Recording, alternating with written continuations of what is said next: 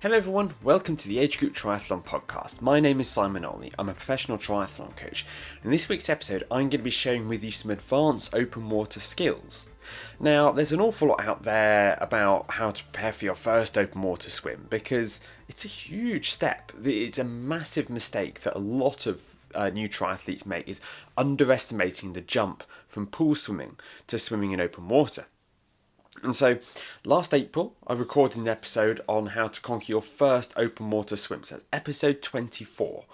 If this is your first season in the sport, go back and listen to that episode first.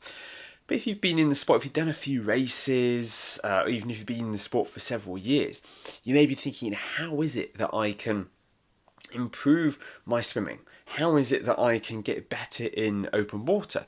Because there's a big difference between surviving and thriving in open water. So I'm going to break it down. I'm going to look at all of the considerations that we need to make as we start to move into open water season, where the lakes, we're starting to get towards sort of 11, 12 degrees now. That's when, myself at least, I definitely consider getting in the water and starting to warm up ahead of the season ahead.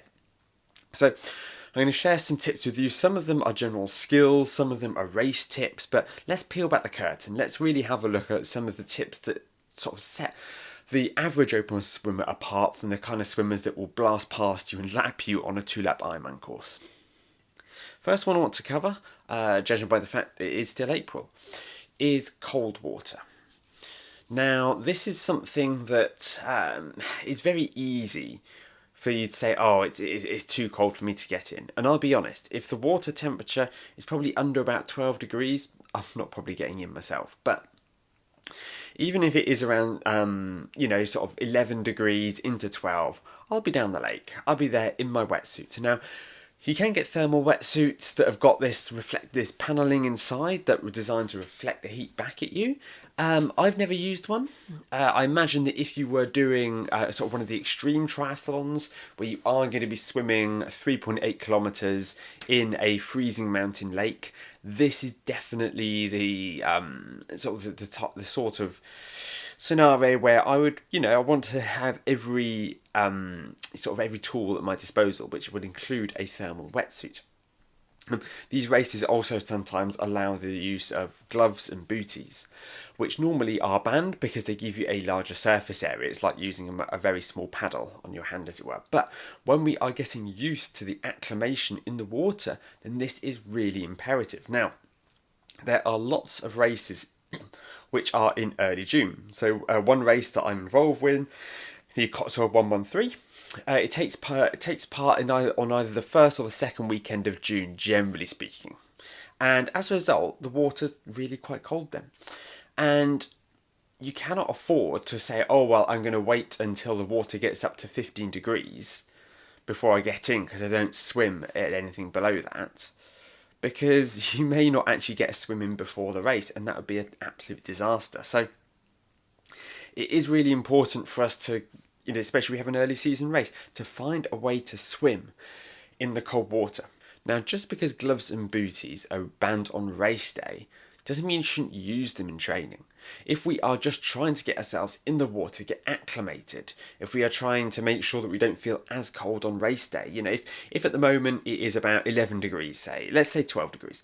If it's 12 degrees and you go, I'm just going to have to get in the lake, and I have a race in early June, but I know it's going to be closer to about 14, 15 by the time that we get to race day, then there's no shame in using gloves and booties in 12 degree water if you need them. It's not a contest to see who can swim in the coldest water. Some people might make it that, but I don't think there's a lot of mileage in that for triathletes personally. But by using the gloves and the booties, this is a good way for you to be able to just get more swims in earlier. And that extra time spent in the water, developing the acclimation to the cold water, it will really help you and give you an edge on the day. And what you could do if you wanted, if there's a lake near you, it's got a 400 metre loop, head out, do one lap with the gloves on, take the gloves off, leave them at the shore, do another lap with just the booties, or you can do it the other way around if you want. Take them off at the end of the second lap and then do the second lap with no gloves and no booties. And you can see how you get on with that, see if that works for you. Now, obviously, these aren't the sort of the cheapest garments to be looking at. I think if you're looking at a set of gloves and booties, you're probably going to be looking about £60-70 for the neoprene accessories. So it is something that I'd only encourage somebody to look into if they love triathlon, if they're already really involved in the training. They go, you know what, this is absolutely amazing. I want to make this my sport. Great, do it, because you're going to get so many years of use out of them. You're definitely going to get your money back.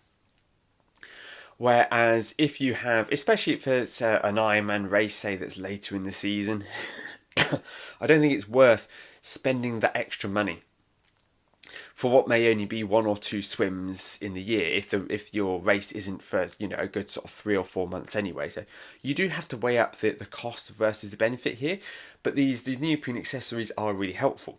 The third neoprene accessory you can get to keep you warm is a neoprene skull cap. So this will be a sort of a neoprene hat, often with a chin strap attached to keep it on your head.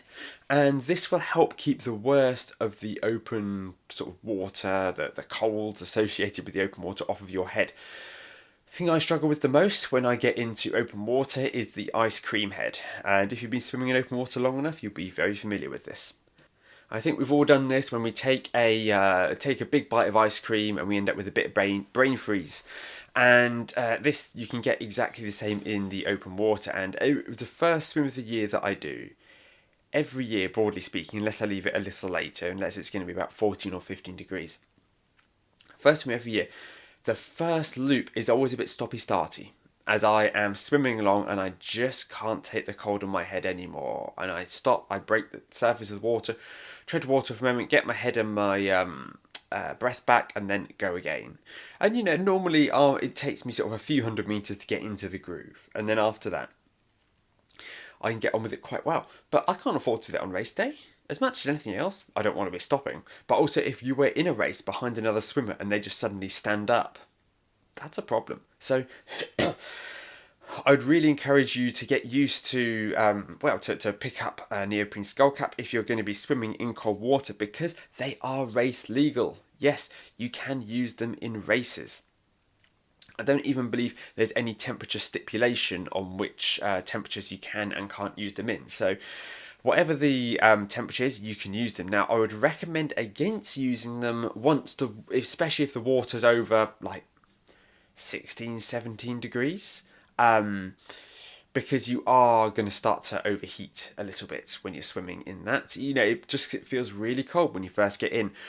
Once you're up to speed, once you are working hard, then that is going to sort of really impact your ability to cool. And because the head is an important area for the body for cooling and for insulation, you do run the risk of starting to overheat a bit. Now, it's not like it's going to be an absolute nightmare for you. I don't think it's going to get to the point where you simply, you would have to remove the cap, as it were, but it will increase the levels of dehydration that you experience during the swim, and you have to make up for that on the bike, and it's just not really worth it. So I would recommend, use the neoprene skull cap, but ditch it in warmer temperatures.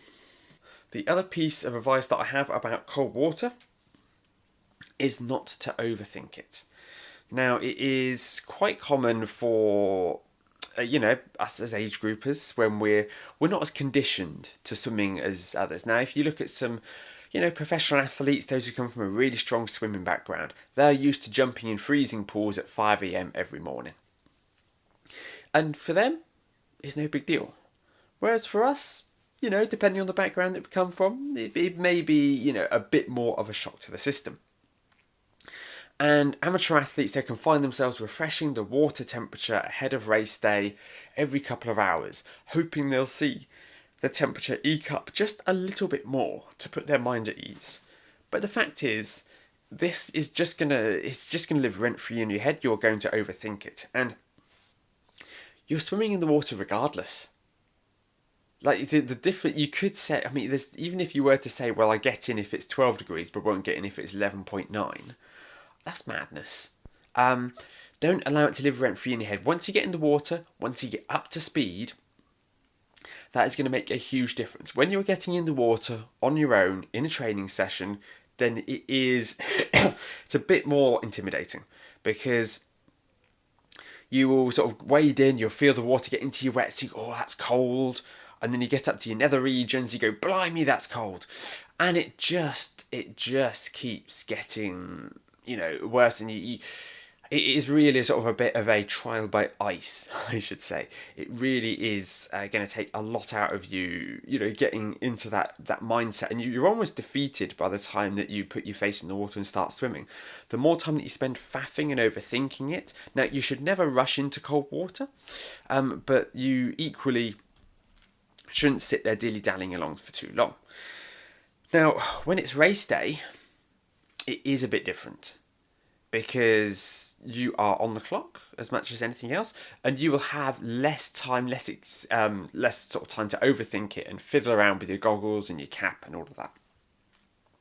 You will either start the race in the water, or you'll be entering the water as part of a wave start, and you'll be sort of going in, much faster. You won't be there overthinking it. So the mind games that come with starting a swim, they don't happen so much on race day. So just sort of stop overthinking. Look, it's going to be cold. Don't overthink it. Don't worry about it overly, because it's not in your control. There is nothing you can do to increase that water temperature. And you just have to get on with it. And this is another benefit of getting plenty of early open water swimming done. I can swim quite comfortably in 12 degrees. 11 degrees gets a bit tricky, but I did a race.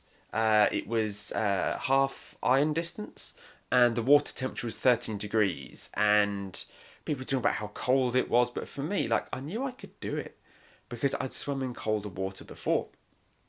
So there was a lot to be said. Just like, a lot of people want to sort of run over the distance of the run, at least over the sprint, Olympic and half distance, and they want to bike over the duration of the bike. There's something to be said for doing the same with water temperature in swimming. It's, get comfortable swimming in colder water so that when race day comes along, chances are it's not going to throw you nearly as much.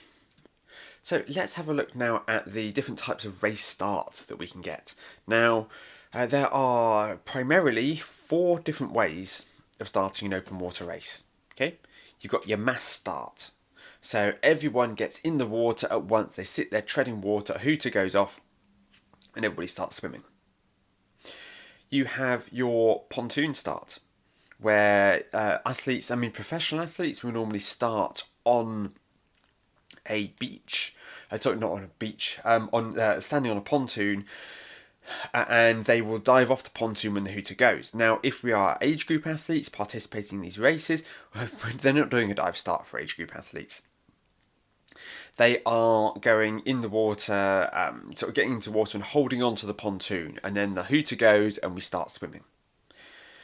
You then have a rolling start. Sometimes it's known as a pulse start, when sort of six athletes get off in 5-second intervals. But where you start standing on the shoreline, and then there's a beep, you go in the water, and you go off in smaller groups. And the final start that you don't really see is a beach start. So the deep water start, it used to be an absolute staple. It used to be how all the triathlons that I did, for many years started, which is where you have sort of a group of athletes in the water. They'll all be there treading water, and then the gun will go and they'll all swim off. Now, in the majority of cases, you'll normally do this in waves of about 100 athletes at once. They all go off and another goes.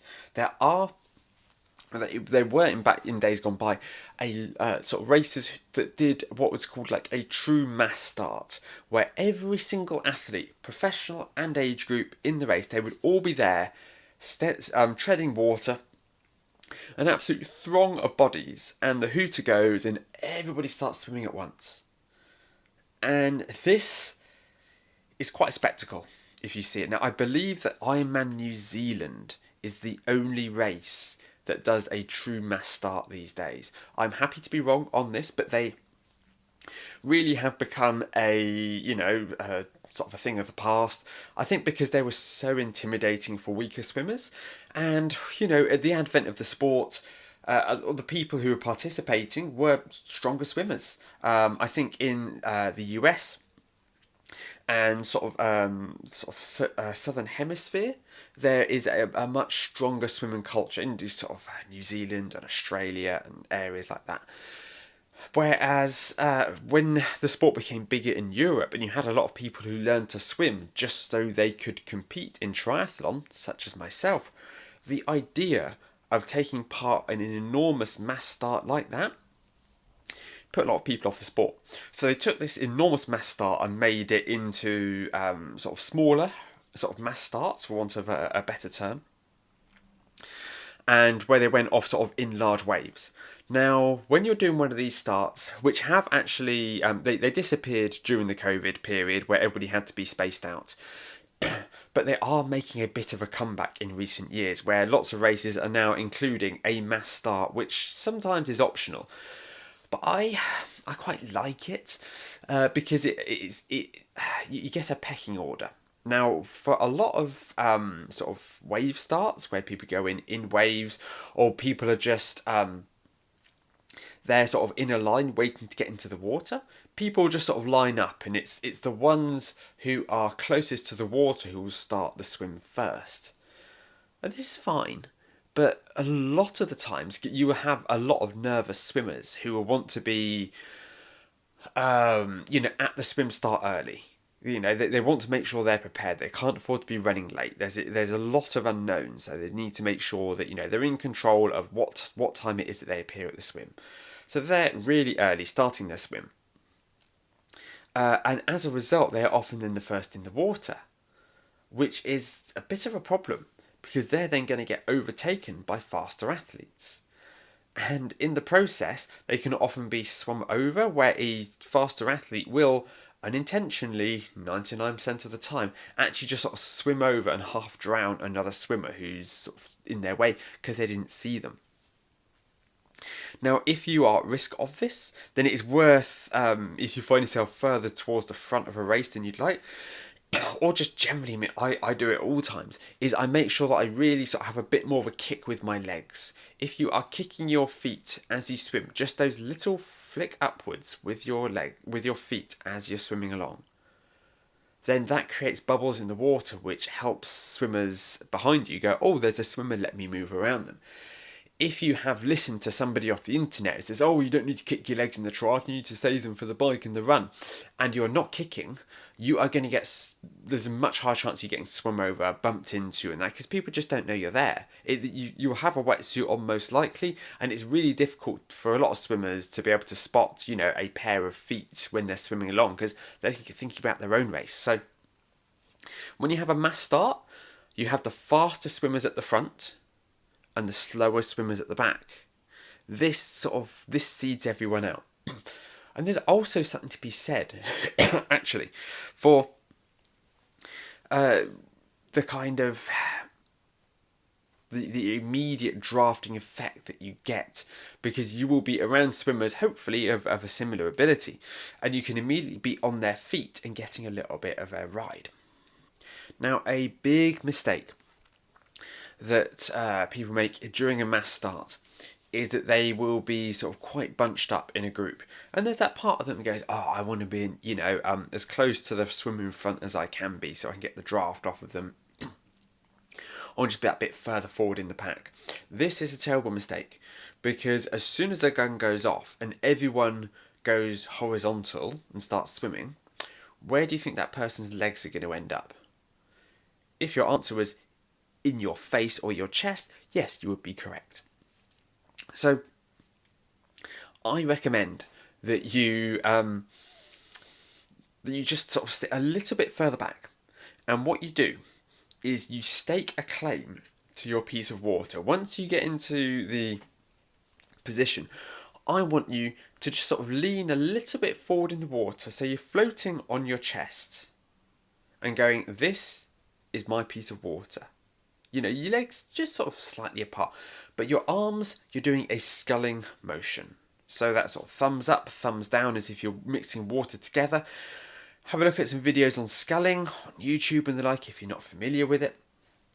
And there's a bit in my triathlon training guide for those who have any of my plans on sculling. and you will have use that sculling motion, and you'll be sort of floating there on the spot, waiting for the start. Okay, and by staking out this piece of water, you are going to avoid any sort of legs hopefully flying up into your face at the start. But also, you're already horizontal in that position, which means when the gun goes, you start swimming immediately. You don't have to rotate onto your front and then start swimming. You simply place one arm in front of the other and start your swim. So that saves you a good sort of 1 or 2 seconds, which I know it's not much. But when you are trying to hold on to a group for drafting purposes, then this can make a difference. So that is my recommendation for sort of a mass start or a deep water start, whatever you want to call it.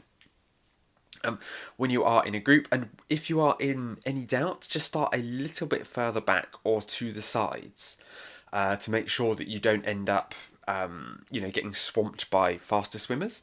Obviously there's always a slight risk of that, but yeah, around the sides is probably the safest place to be. As well, look at where the first turn buoy is. If the first turn buoy is a right hand turn, if you start on the left hand side, you are going to be in a much sort of safer position, because the faster swimmers, they're going to want to be on the right, so they have a shorter run to the turn buoy. On the subject of this, however, there is something important, and that is that having to sort of, if we have a right hand turn coming up, placing yourself as close to the right as you can to get the shortest line possible to the turn buoy doesn't actually make an enormous difference. Now, I saw somebody do something very impressive with this on Twitter using trigonometry. But I think they pointed out that if you start, in the case of most races, if you started all the way to the left, so on the opposite side to the turn buoy, you're only actually adding on an extra 4 meters or so to your swim in most cases to get to that turn buoy. And that's sort of the 4 meters that you could very easily add onto your swim by going offline.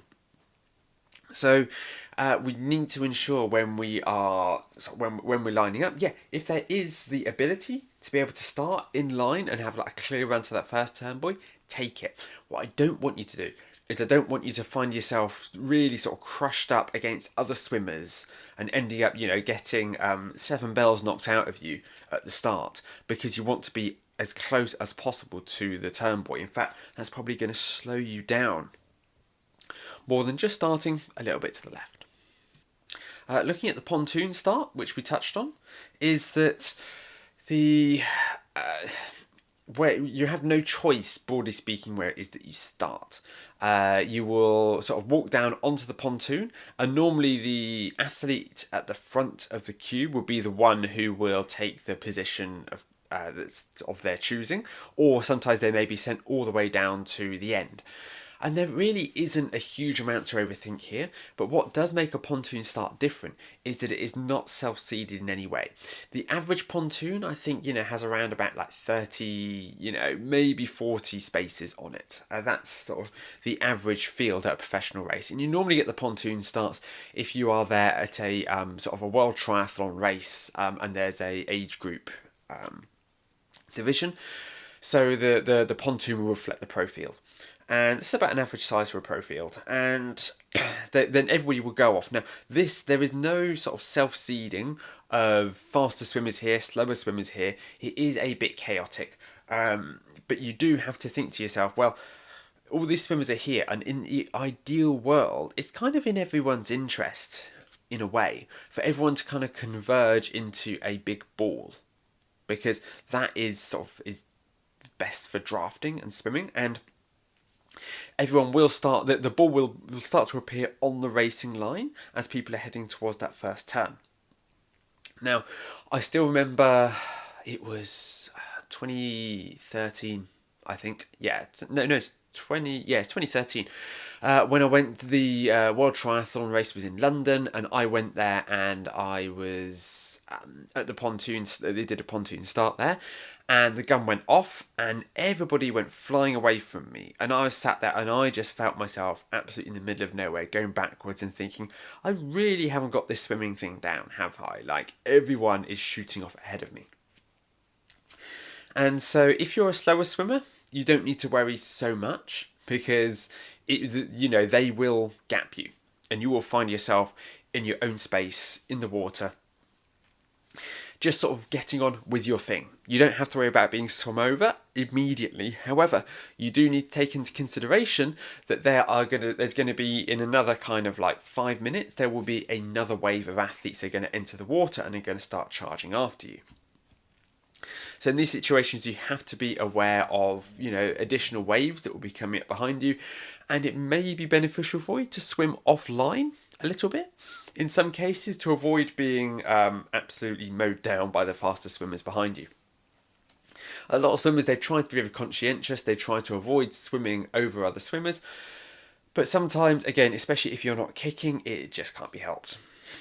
So looking at wave starts, self-seeded starts, pulse starts, all of these where you start on the shore and everybody kind of makes their way into the water in a broadly relaxed fashion. Now, some races, sort of the self-seeded ones, most Ironman events have these, is where there will be sort of a corral that swimmers are in, and there will be these little signposts and they'll have estimated swim times on them. It's super important that you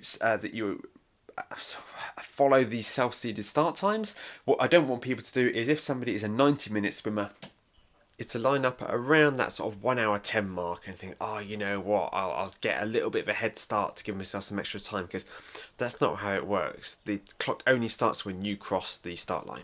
It's critical that you do that. However, most of these, they're not actually self-seeded, they're just a bit random. So in these situations, especially if you have like 3 swimmers that go into the water at once, there isn't really, a huge amount of ordering here. As I touched on earlier, is a little bit every man for himself.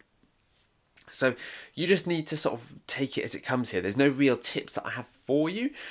It's just that it can be harder at these events to find good feet to draft off of. So if you do find somebody of a similar ability, make sure that you stick with them if you can, because it can be very difficult for groups to form in these starts. The final kind of start we have is a beach start. I've never taken part in a beach start. I don't think I've ever really seen a beach start for amateur athletes. Actually, no, I have. That's a lie. The 70.3 World Championships in Port Elizabeth. But these, you'll be running down the beach into the water, and you're going to be sort of just making your way normally into the sea. And again, because you're going in groups, it's harder to find a group to work together with. So there's not a huge amount to it, but I would just say, don't absolutely don't do a Usain Bolt out of excitement in those first 100 meters to really sprint into the water, because you will find yourself out of breath and panicked once you actually get into the water, which is really going to throw your breathing. I mean, run fast to get into the water, but don't go bananas. On to drafting. Now, whilst drafting is banned on the bike leg, it's really important in the swim. In fact, a study looked at the benefit of swimming 50 centimetres behind another swimmer. And they reckon that based on different factors such as somebody's body position in the water, the size of the swimmer that you're drafting off, the speed that you're swimming at, and this is quite a wide range, but they reckon it's between 11 and a 38% benefit to swim behind that swimmer.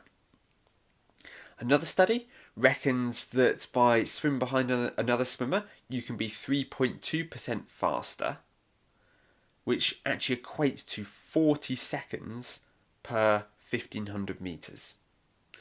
So over a sort of an Olympic triathlon, you could be 40 seconds faster if you are drafting behind somebody. Sounds like quite a lot. When you think about it, if you were to have to serve a 40-second stop and go penalty when you came out of the water, just sort of stand there for 40 seconds, watch all these swimmers come out and run past you, that would feel like a really long 40 seconds. But the mistake that athletes make is that they absolutely kill themselves to stay drafting. And this is especially an issue with swimmers who, with the very greatest respect, they're just not really fast enough to really get the benefit out of this. They're not experienced enough in the open water to really be able to confidently do this and stick in this fast group. And rather than saying, you know what, this is only my second or third race, I'm going to swim my own race and I'm going to do what I can and just try and come out the water feeling good. They'll say, oh, I heard this coach say about how important it is to draft off of other swimmers because you can save all of this time. But if you end up having a panic attack, if you end up, getting kicked because you weren't aware of your positioning in the water, if you end up going offline because you blindly followed another swimmer that you were drafting without actually being self-aware, this is a big problem. So I would say, if you can swim behind somebody else, absolutely go for it. It is, again, if you could say take 40 seconds off of 1500 meters, that is decent. That is some really nice benefit there. However, what I don't want you to do is I don't want you to go anaerobic. I don't want you to be there with your arms filling up with lactic acid on your absolute limit and that having a really negative effect, costing you time hand over fist on the bike because you went too hard in the swim because you heard how important it was to draft in it. So if you're a competent swimmer, if you're a strong swimmer, if you can swim the distance no problem and you're looking for that extra edge, drafting it's a non-negotiable. It is the way to go. But if you are still, a little bit nervous in the water, if you're still unsure about exactly where your limits are or how comfortable you feel swimming around others, then you sort of build up to this over time. Don't kill yourself to stay in a group that's just too fast for you. There are two ways to draft in open water. The first is to swim directly behind another swimmer. Now this is easy to do. You just have to follow the feet. You do have to get the distance right though, because if you swim too close to them and you keep hitting them with your hands, that's going to be really annoying for both of you. Whereas if you're too far back, then you don't really get the same benefit. You also have less ability to be able to check that you're swimming in the right direction, which is absurdly critical for triathlon swimming. So it's not it's perhaps not the ideal solution. I mean, there's no ideal solutions with drafting. I should point out there's no right or wrong answers. But the second option is to swim to the side. So if you imagine a bird, a duck swimming along through the water, there'll be a V shape that follows them in the water, where they're breaking the water and you got that nice little wake that they leave behind them. As a swimmer, you want to be swimming in another swimmer's wake if you can. This will just make your life easier. Again, it can save you, some pretty decent time over the course of a race. You will probably want to make sure that you are sort of swimming on their hip. So if your head is roughly in line with sort of their chest or their hip, that's where you want to be. If you go too far forward, then you're going to be cutting through the water a bit too much yourself. You want to be swimming around there. And this is counterintuitive. But you want to be breathing towards that swimmer if you can. Because if you're breathing away from the swimmer, there's a good chance that you'll veer off away from them. So if you can sit there on their hips, if you can sit there and sort of get pulled along in their wake, then that's a really easy way for you to be able to save energy. And this is my preference, if I'm honest, because it's easier for me to sight, to check that we're going in the right direction. I feel more in control here, and I find, that I don't have an issue swimming that close to another swimmer. Other people, they prefer swimming on somebody's feet. It is easier to follow them. You're less likely to drift away from them in that position. There's no real right or wrong answers. You have to try them both and see what works for you. Now, the best way to go about this is with practice. If you don't practice this outside of racing, then you're going to find yourself in trouble. You're not going to be able to efficiently draft. So if you have a friend who is a triathlete or just another swimmer who you can get down the pool and you can practice drafting off one another in the pool, that is a great way to do it. You will need to make sure you have sort of an empty lane to yourself. You can't be sort of drafting off somebody's hip in a lane swim. You maybe need to go to sort of a quieter public session to do that when they have sort of no lanes in the water. But that is it's a really powerful tool to do that, as well as, you can practice just drafting off of somebody's feet during a lane session as well. I mean, a lot of people, when they go to club swims, they will be swimming behind another swimmer, and they'll find that actually it's quite easy there. I like to say when I'm coaching, leave 5 seconds between yourself and the swimmer behind you to make sure that you're not getting that drafting effect off of them. But people don't always listen. They push off straight after the star swimmer so they can keep up with them, and they can get that toe off of them, and they can, oh well, yes, I managed 138 per 100 in that session. Yeah, but it would have been closer to about 145 if you weren't drafting the entire time. But regardless, it is decent practice as long as you're not knocking the feet of the swimmer in front too much. The next thing that we need to practice is drafting in open water. So we need to take it out of the pool and into the lake so we can get used to it in the environment it's supposed to be in. So I'd recommend that when you do this, again, the larger the group you can get together, the better. If it's just 2 of you, that's fine, that's better than none. But if you can get a bunch of swimmers down to the lake together and go swimming around like a group of 5, maybe at a slightly reduced pace so everyone can keep up without killing themselves, but you get used to swimming in close proximity and drafting off one another, I think that's a great way to develop your confidence in open water. Speaking of swimming in close proximity, it's a well-known fact that if you're swimming in open water, in a large group especially, then you're going to encounter more in the way of sort of punches and kicks than you would in the pool. Now, 99% of the time, this is unintentional because it is going to slow down the other swimmer by them trying to wallop you rather than it being intentional. It's not in their interests unless, it is an absolute like one-to-one duel for the finish line in like a straight open water race. Like most triathletes, they're just not going to bother with this. That doesn't mean that it won't happen. Now, this can tend to happen again at mass starts. I've had it before where I put my face in the water, start my swim, and I immediately treated to somebody's heel into my jaw. So keeping your distance at the start is a good way to go about it. Also having a higher stroke rate, having a bit more of a kick is going to help if you really are kind of like pulling yourself through the water as opposed to swimming in a very slow and like aesthetically pleasing style. People are going to miss you. You're not dominating that space in the same way, and you do just have to be a little bit like elbows out. Not aggressively, but get look, this is my space. This is mine, and I recommend that you that you practice this as well. Now, if I am doing an open water session with someone, and I would never do it in their first session, but if it's somebody's second or third session, and we're trying to get them ready for an event, I'll say, okay, right, we're going to go and we're going to swim this next bit. We're going to head over to that buoy, and I'll chat to you there. Then we head over there, and what I'll do is, because I haven't given them any technique points or anything to think about, we're just putting everything together. It's towards the end of the session. We go, all right, off we go. And I'll then sprint off, and I will repeatedly swim into them and barge them and whack them and just make myself a bit of a nuisance, basically. And we get to the buoy, and I remember this one chap turned around and goes, I'm guessing that was intentional. Yeah, because it helps if you can make it worse than it would ever be in training when it happens in the race.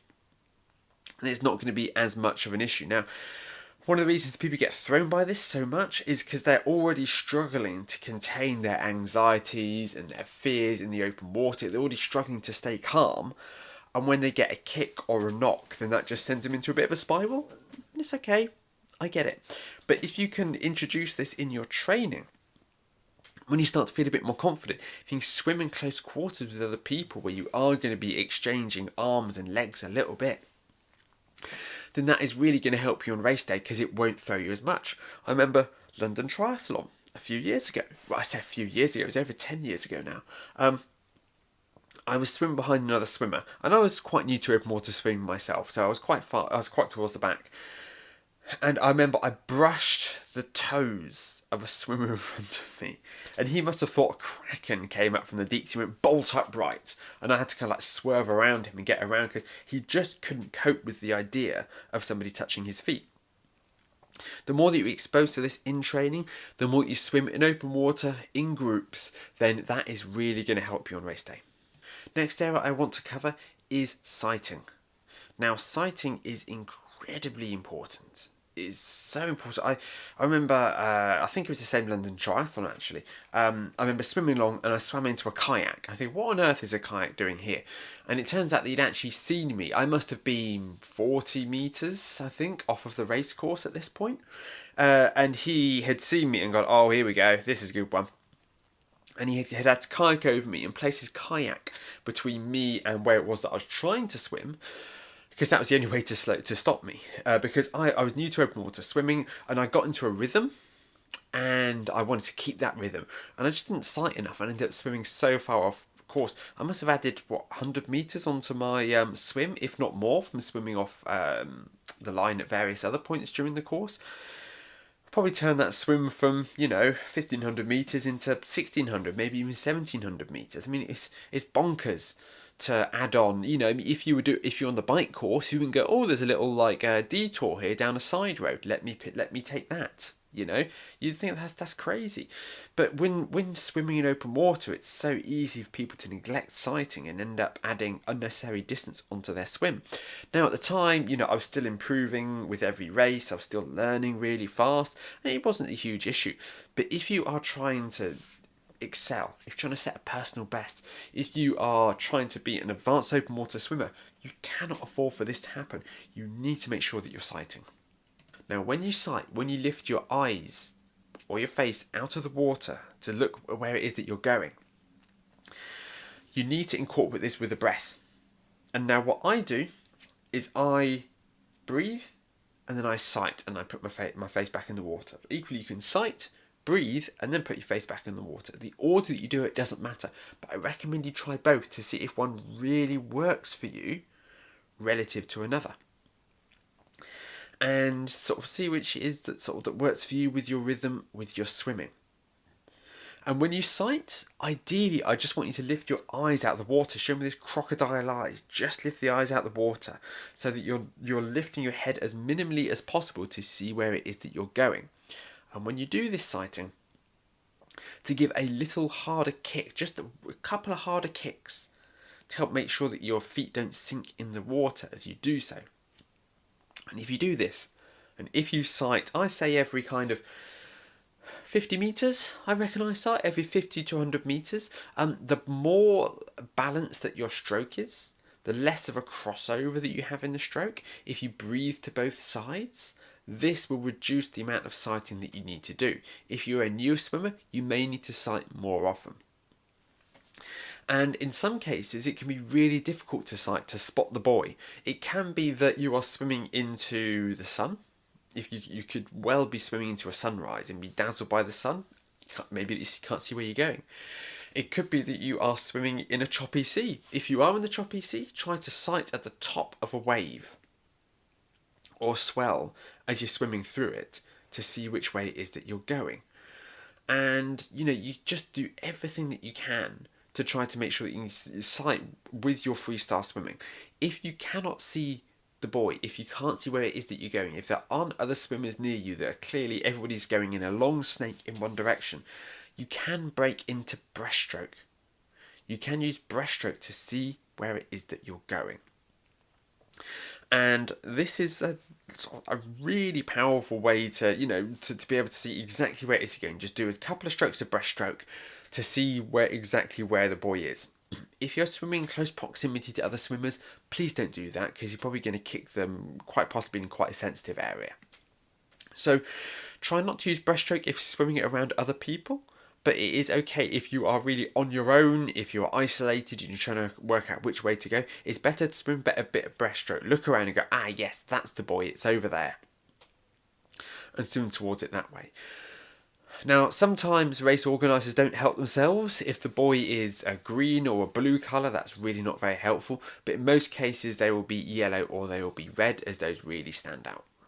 Now, a top tip for this, if at all possible, which often it isn't, and I appreciate that, is if you can walk around the edge of the lake, or if the race is in a bay, somewhere like that, and you can spot points of reference, such as a church, a hill, something that could be seen from the water that's in line with the buoy. And that's really going to help you, because if there is a sunrise, if the water is choppy, it's going to be a lot easier to go, okay, I know that the second buoy is in line, from the reference point to the first buoy, is in line with the top of that mountain over there. And so as long as I'm swimming towards the top of the mountain, even if I can't see the second swim buoy when I make that first turn, I know that if I keep following that mountain, that second swim buoy will appear. In these situations, it is best to sight more often.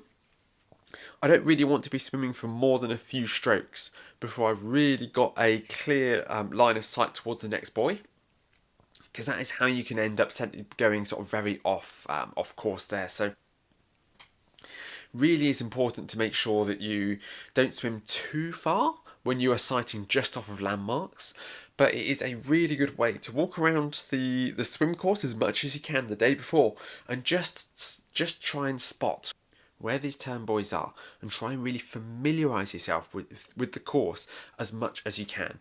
You go, okay, it's 6 turn buoys, it's 5 lefts followed by a right. Really try to get this into your head and tick it off as you go along. Because if you just hop into the water and go, right, okay, let's see where this goes, you really are setting yourself up for a little bit of a disaster. Now, I touched on bilateral breathing a bit, talking about sighting. I really want to push home just how essential this is in open water. Now, in pool swimming, it doesn't really matter if you swim to one side or you swim to two sides. I will always encourage people to train bilaterally, because if you are doing most of your swimming bilaterally, breathing to both sides, it means that when you go and you swim unilaterally, because you want to focus on one side because it's your stronger, more comfortable side, there is no issue with that. But if you only ever breathe to one side in all of your swimming, then this is going to give you a very unbalanced stroke 99% of the time. Because when you are breathing, then you're going to be rushing with your other hand, with your non-breathing side, and it's going to cause you to swim off course when you are in open water because you are much stronger with the arm that you're breathing towards than the arm that in sort of your non-breathing side. Additionally, in open water, if you can only breathe to your left and waves are hitting you from your left, or there is a large group of swimmers to your left that are kicking up a load of spray, you can't breathe to your right. You're going to swallow a lot of water. You're going to swim off course. You're going to find yourselves in all sorts of trouble. So it's really important that you learn to swim bilaterally. Well, how do you learn to swim bilaterally? You do that by swimming by kicking on your side. Now, if you look at the kick on side drill, again, it's in the Triathlon training guide on my app if you're following one of my programs. Or you can just sort of have a look on YouTube, see what you can find on there if you're not. Then this is going to get you used to swimming on your non-dominant side. And the more time that you spend swimming on that side, the more confident you'll be rotating your body to breathe on that side. And this will just give you a better balanced stroke. Okay, it would mean that both arms they're never going to be equally strong, but there'll be more of a balance there. It's going to reduce the risk of a crossover. So if you look at quite a few swimmers, especially slower swimmers as they swim, as their hand enters the water, it will often cross over the centre line of their head. In open water, this will cause you to weave around, to snake around in the water. Okay, we don't want that, and that will be reduced by having bilateral breathing. There is just all sorts of goodness that can come from bilateral breathing. Now, if I am going hammer and tongs, so if we are heading towards the first buoy, and it is sort of 100 metres away from us, and I want to make sure that I am in that front group when we reach that reach that sighting buoy, then I may only breathe to my left because that is my favourite side. If I really want to dig deep, and I know that by breathing every 2 I can get more oxygen in, and that is my preferred way of getting to that buoy, there's nothing wrong with that. What we want to avoid is getting to the point where we don't have the ability to breathe to our other side at all in our skill set, because that just sets us up to find ourselves really in trouble. In fact, maybe even having to pull out of our race from swallowing too much water because we can't breathe away from the waves or the chop. Moving on to turn buoys. Once we all reach these turn buoys that we're moving towards, things can get a bit dicey, to say the least. This is where all these swimmers that could have been really strung out at the start all suddenly converge on this one point at the same point in time. And the mistake that a lot of people make is by trying to take the fastest line around the buoy as possible. And this is fine if you are towards the faster side of things, and you really, a lot of people, as they get to a buoy, they want to accelerate. If you're in a small group, you want to get your head down and push hard, so that, especially if it's the first buoy or the second buoy, when things are more congested before the field shakes itself out, make sure that you get there with only a handful of other swimmers, because if you arrive in a big group of like 20, there's a decent chance you're going to get kicked, hit, that you're going to have a bit of a bad time. And if you try to really take an inside line, trying to be as close to the buoy as possible, there's a good chance that somebody is going to be swimming over you, somebody is going to be coming up faster and is going to try and cut across you and swim over you as a result. Unless you really are there kicking hard and with good strong arms, there's a good chance that you are going to find yourself in trouble. So how can we get around this? Well, as I said just now, you can accelerate, you can try to get to the buoy on your own rather than as part of a big pack, or you can swim out a little bit wider. I would recommend against, you certainly can't cut the buoy. Some people try to swim under a buoy. I would recommend against that, really, because you may struggle to resurface. But going a little bit wider is probably the way to go. I mean, if you are especially nervous swimmer, then going really quite wide, it'll add on an extra like 5 meters to your swim. But in the grand scheme of things, it's not going to make enough of a difference. And something that I think a lot of triathletes, especially stronger swimmers, are guilty of is treating the swim as if they can win the event in the swim. You can't, but you can lose the event in the swim, either by, being way too slow. If you have a performance goal and you have a really poor swim, then that all of your goals are going to go up in smoke. But also you can lose the event in the swim by taking somebody's foot to your face, for instance, or to your eyes, to your nose. And if you are like putting it all on the line and you are pushing super hard, trying to get really in amongst it all, trying to take the shortest line possible around the buoy to save a few meters, but you end up with a broken nose for your trouble. I mean, don't get me wrong, that's very unlikely to happen, but it's not impossible. Then you do have to just ask yourself, look, do I just need to calm down? Do I need to just back off a little bit, take a little bit of a wider line, lose the kind of like the 2 seconds by going a little bit wider, and just, not put myself in a position where I'm going to be sort of potentially in danger. So again, this is a decision that everyone needs to make on their own. I will sometimes sharpen my elbows and get stuck in there and go around the buoy. If it's a short race, if there aren't loads of people around me, if I've been set off as part of a smaller group, I will, as I approach a buoy, I'll take a breath to my left, look over my shoulder, I'll take a breath to my right, look over my shoulder, see what's going on around me. And use that information to be able to go, right, what do I need to do here? Do I need to pull out to the right? Do I need to pull into the left? Do I need to accelerate? Do I just need to hold my course? Do what is that you want to do? Now, you will see a lot of people on the internet who will show you videos of the best way to swim around a turn buoy. These are fine for you to do in the lake on your own in training, but when you are part of an event, when you have hundreds of other people that you're sharing the water with, these picturesque, oh yes, and I do this like this flip onto my back and use a stroke of backstroke to get around the buoy, and I manage to save time by doing that. I'm sure you can save a second or two when you are in training by doing that. But on race day, this isn't the time to be fanning around with all of these special sort of turn buoys, ways of getting around these turn buoys, because there is a really high chance of you just sort of losing position, getting kicked, just not having the space to do these. So I recommend you just swim round the turn buoy like a normal person. Finally, let's look at some tips for different areas of water that you can swim in.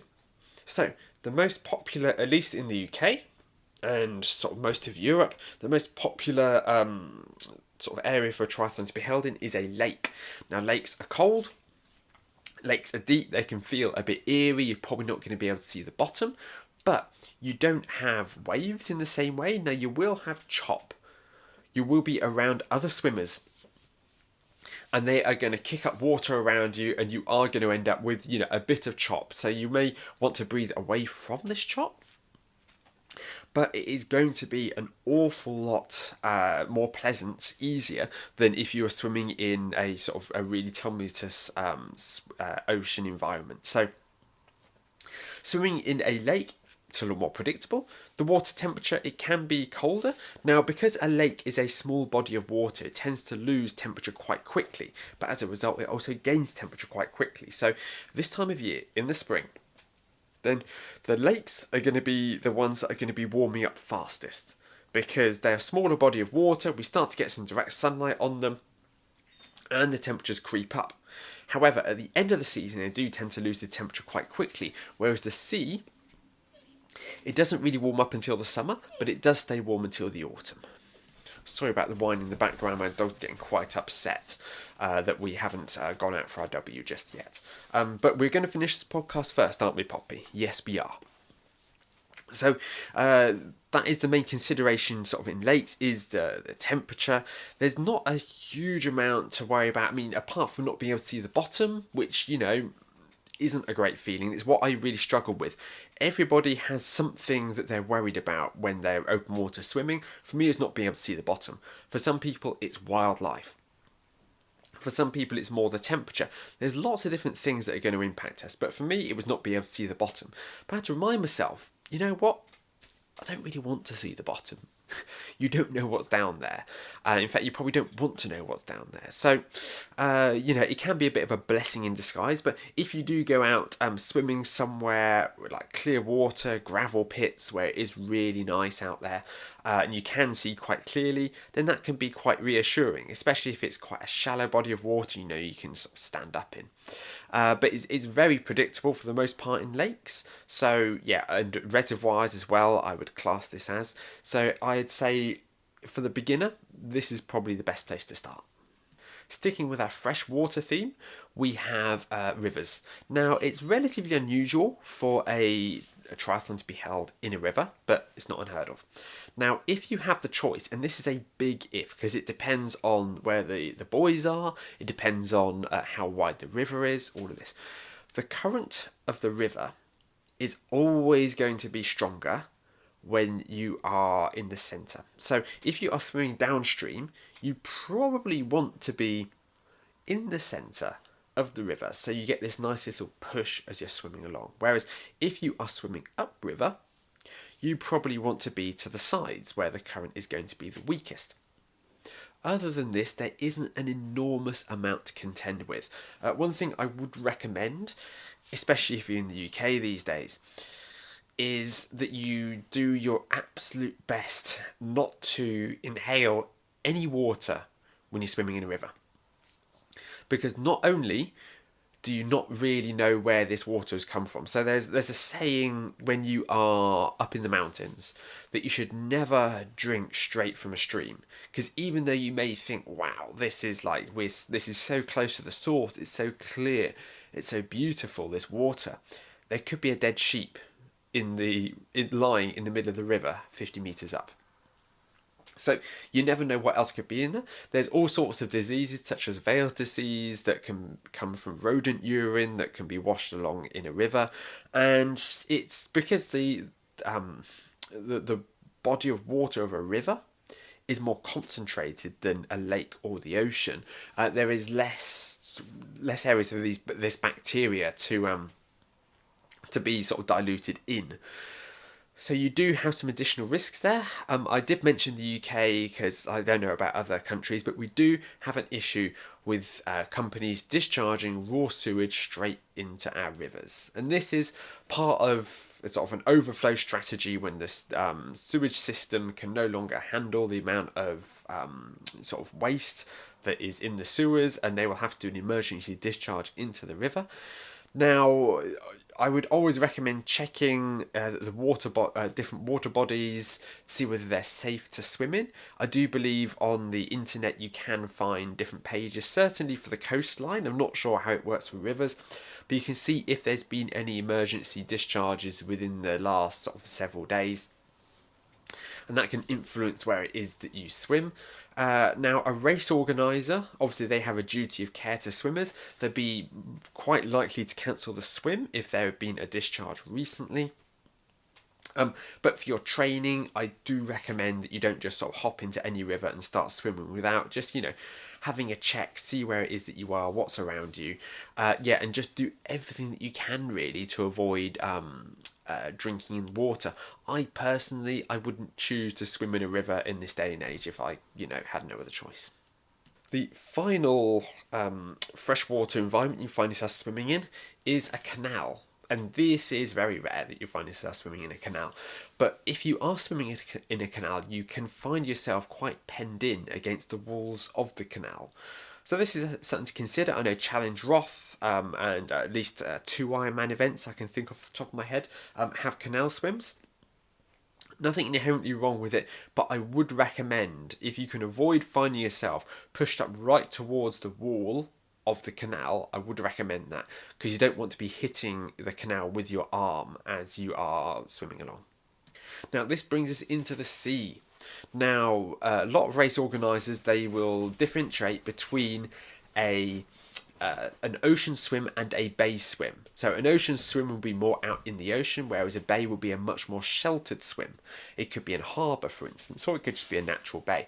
But it is protected from the worst of the winds and currents in most cases. So they're both in salt water, but you will want to ensure that you know which one it is that you're heading into. Most race organisers, they won't put a swim on in a piece of water that is really exposed and really well known for being very choppy. But it is possible, so do just keep this aware. Look at the see what you can find out about the different sort of races, the different years previously. If you can find some images from previous years, that will give you an idea of how choppy the water is likely to be. And if you are a sort of not a confident open water swimmer, I do recommend against a sea swim unless you have no other option, because it just adds in a huge amount of other areas which are sort of uncontrollables for you, such as, the weather and wildlife as well. Not that there's a huge amount you can do about that. Now, when we talk about chop in the sea, there is 2 different areas that we're talking about, okay? We have waves and we have swell. Now, waves, in my opinion, are the less problematic, because a wave, will often be, you have natural waves anyway, but in higher winds, these waves will be higher, but the waves are a bit more predictable. And they're normally only really a problem when you're close to the shore. Swell, on the other hand, for those who aren't aware, is if you look at if you're out to sea, and you'll see that the surface of the water, it can look sort of bumpy. It doesn't look sort of, there aren't waves crashing. You're not getting sort of those white tops, the white horses. But these are small and they're sort of undulations. It makes everything look a bit bumpy. And the issue with these is twofold.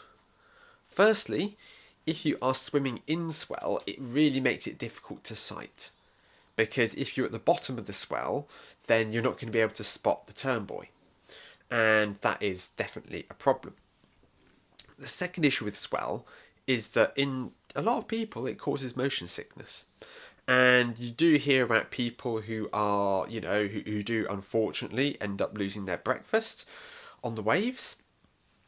And that is because they are sat, not so much being tossed around by waves. It's this relentless up and down, without your body really having any point of reference, because it's just swimming along, looking down at the bottom. But yet it's being tossed around from side to side, up to down, and your body, it just causes seasickness. Your body loses the appreciation of where it is, what's happening. It's being tossed around a bit, and it can cause seasickness.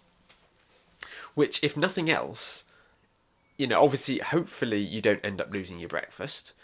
But even if you don't, then it can make the fueling for the rest of your race a bit more complicated, especially if you combine the nausea from the swell with sort of breathing in some water if there's waves to go with it. It can really throw your nutrition strategy off, and it's one of the many reasons that I recommend that people use special needs bags and put something savoury in them, because if you're feeling nauseous, then having an energy gel is probably the last thing you're going to want to put in your stomach. But if you can have something that might, be a bit more solid, maybe saltier and settle your stomach, that can really help get your game plan back on, because even professional triathletes, they find themselves failing to finish races if they have troubles with their nutrition.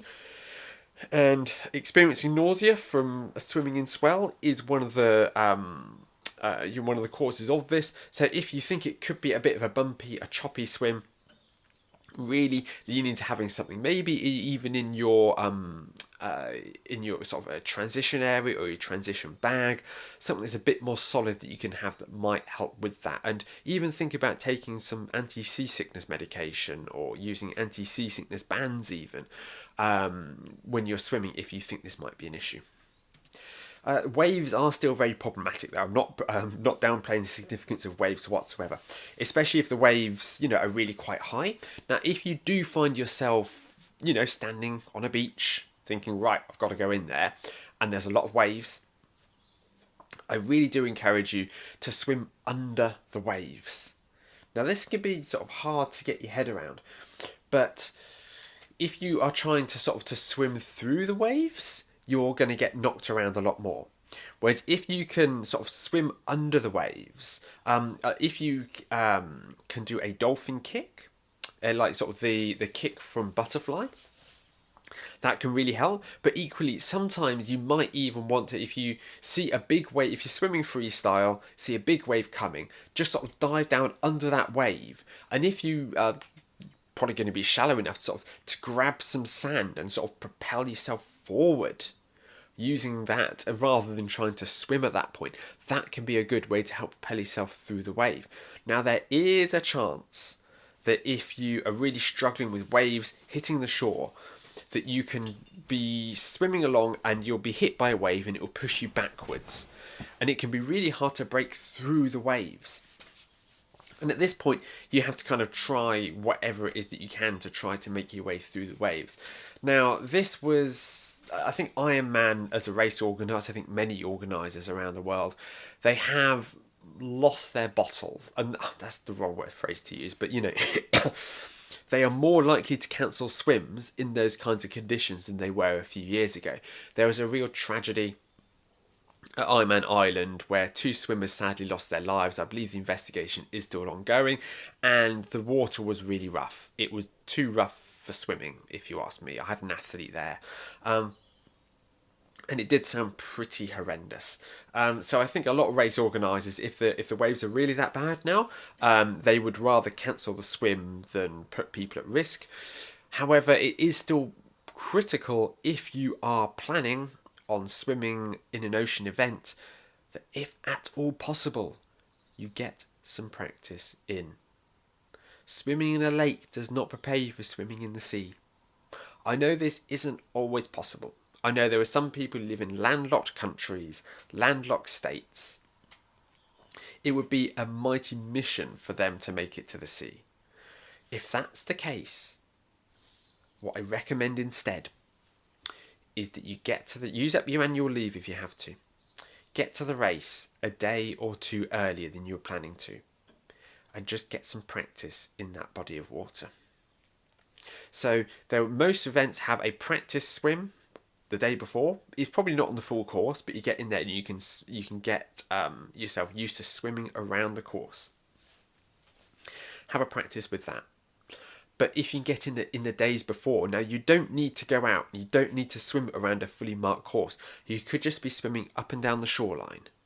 Okay, that will help. I had a chap who was taking on Edinburgh when there was a half Ironman up there. Took him down. This is James actually from episode 2 that a few of you will know. You might even be listening. Took him down to Brighton, and what we did to help him prepare for the sea, because it was quite choppy.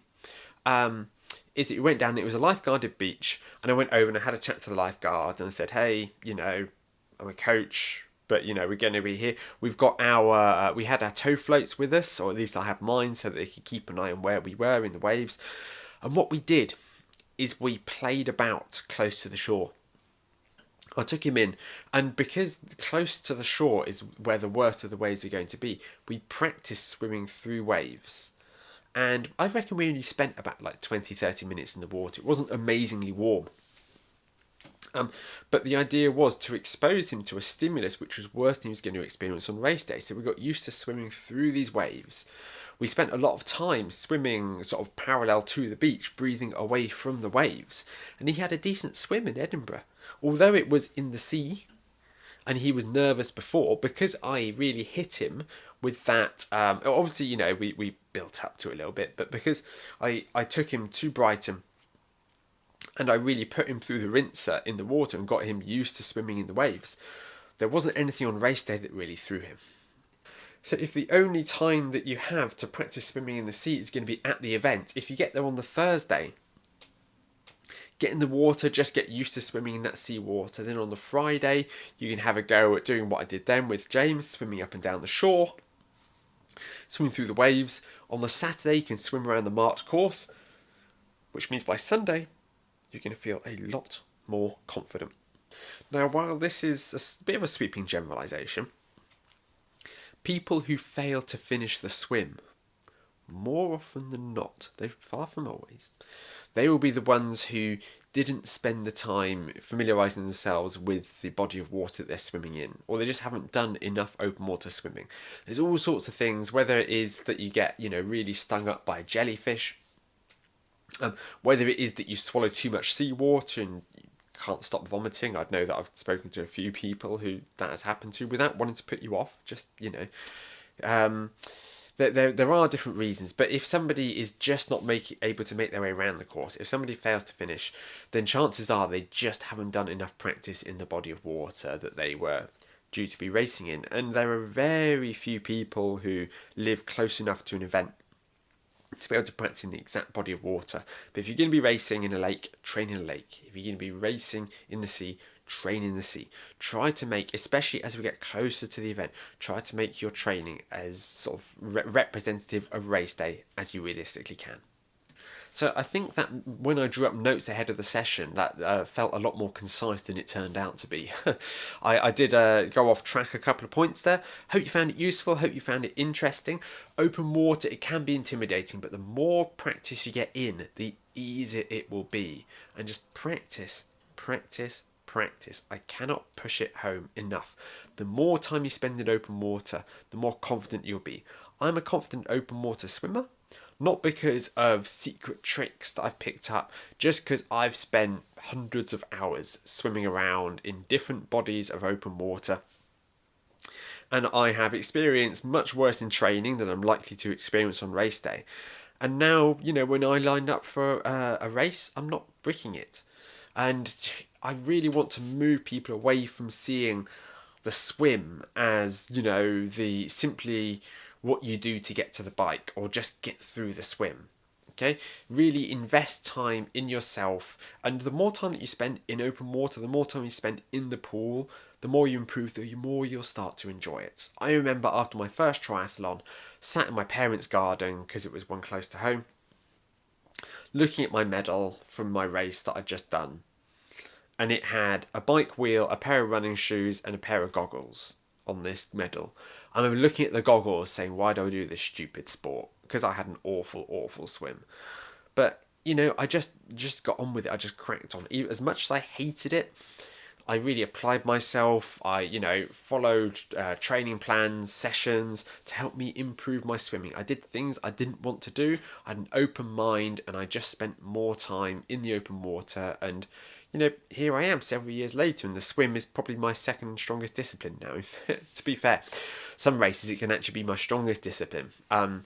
If I get my the run is my strongest discipline, but if I get my pacing wrong, if I get my nutrition wrong, and I'm not actually able to pull out the stops on the run, over 70.3s in Ironmans generally, then it can end up that the swim is actually my strongest discipline today these days. Hope you found that useful. There is quite a lot to unpack there, I realise. Give it a couple of listens if you want to come back and, really tease out some more tips that you might miss the first time, because, it's a pretty big subject and there's a lot of information there. Wishing you all the very best of luck with your training over the week ahead. I'll see you all very soon.